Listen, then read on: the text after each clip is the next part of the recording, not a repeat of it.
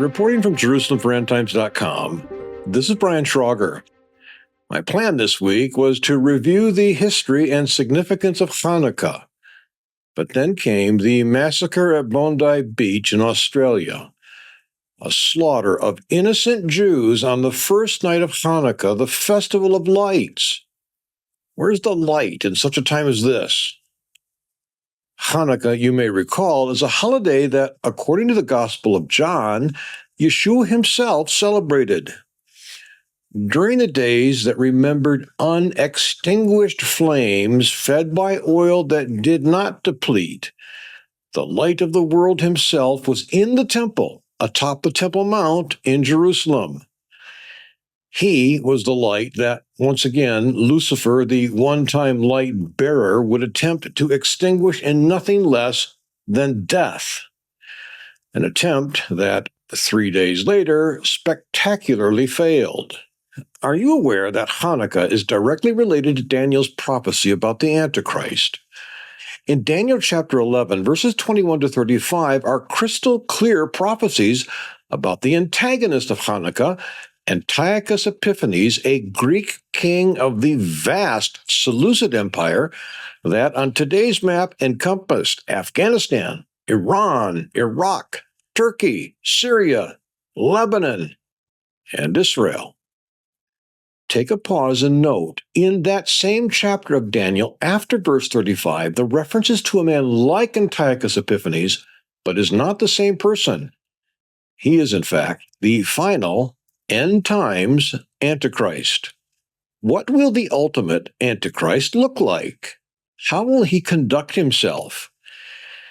Daniel points the arrow straight at the historical Greek king Antiochus IV, who was called Epiphanes because, according to his own subjects, and like the word means, he manifested himself as a god.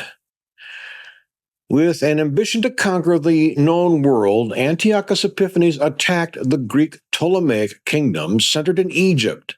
In fact, he attacked it twice. The first time he won but did not conquer. 2 years later, he tried again and failed. Shamed and enraged by the exile of a lackey he had appointed as Judaism's high priest, he marched to Jerusalem, determined to dethrone the God of the Jews.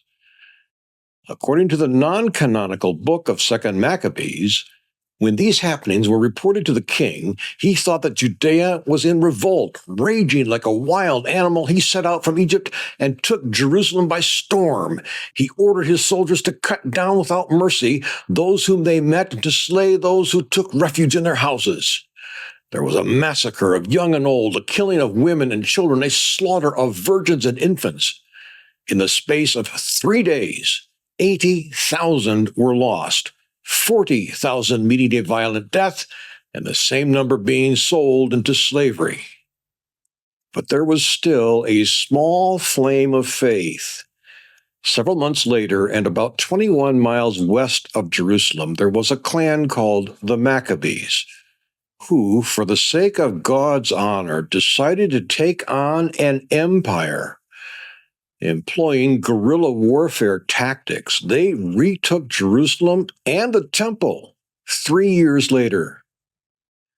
That is when the process of purifying the temple from its defilement began. When that process was finally done, the final task was to light the menorah. The date on the Hebrew calendar was 25 Kislev, 3 years to the day since Antiochus Epiphanes had desecrated the temple.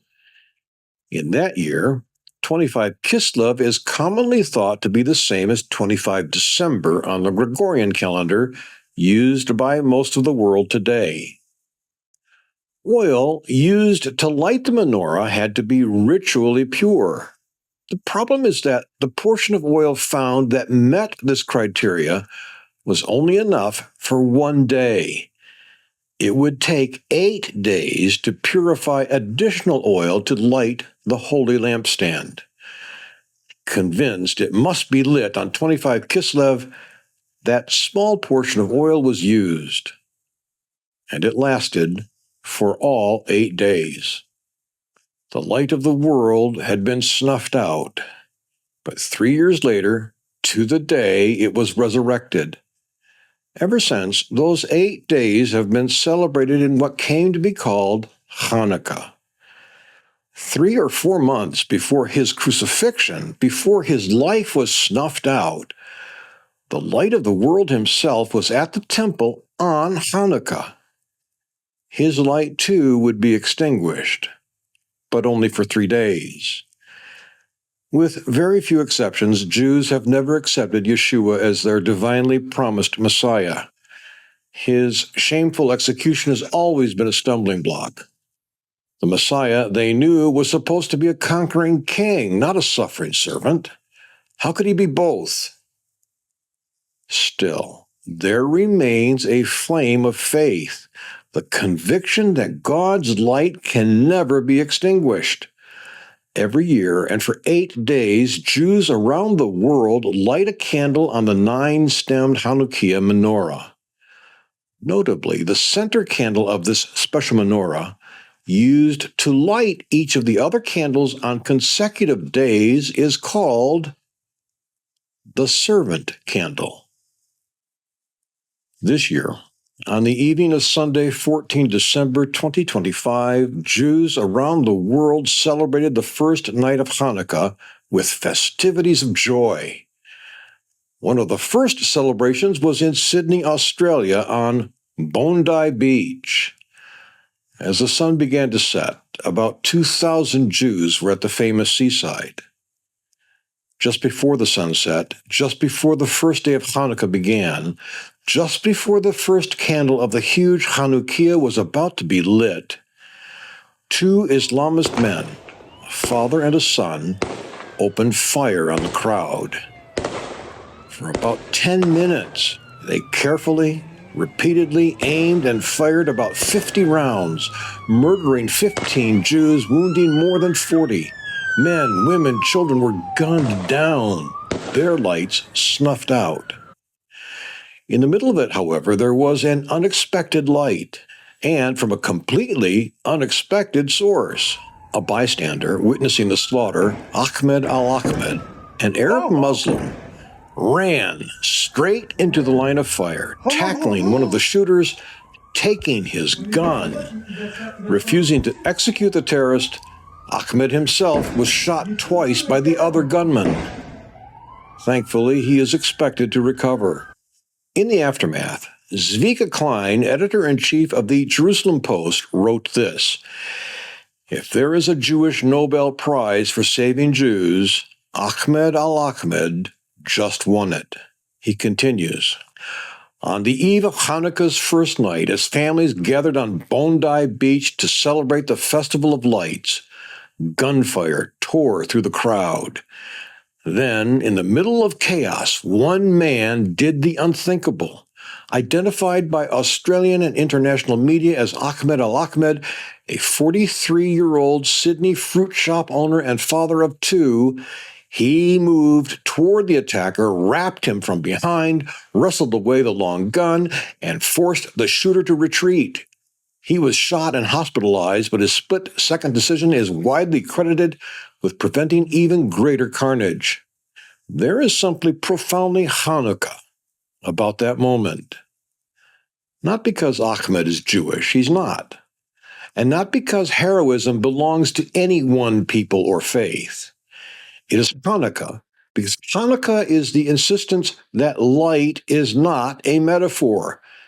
It is a responsibility. A candle that does not negotiate with darkness. It pushes back stubbornly, flame first. Ahmed al-Ahmed is one of those candles. The question is, are we? Are we candles that do not negotiate with darkness, that stubbornly push back, flame first? Even so, may we let our light so shine before men that in today's growing darkness, they may see the source of that light and so glorify our Father in heaven. Where is the light after Bondi Beach? It's in you. reporting from Jerusalem for endtimes.com. And until next time, this is Brian Schrauger.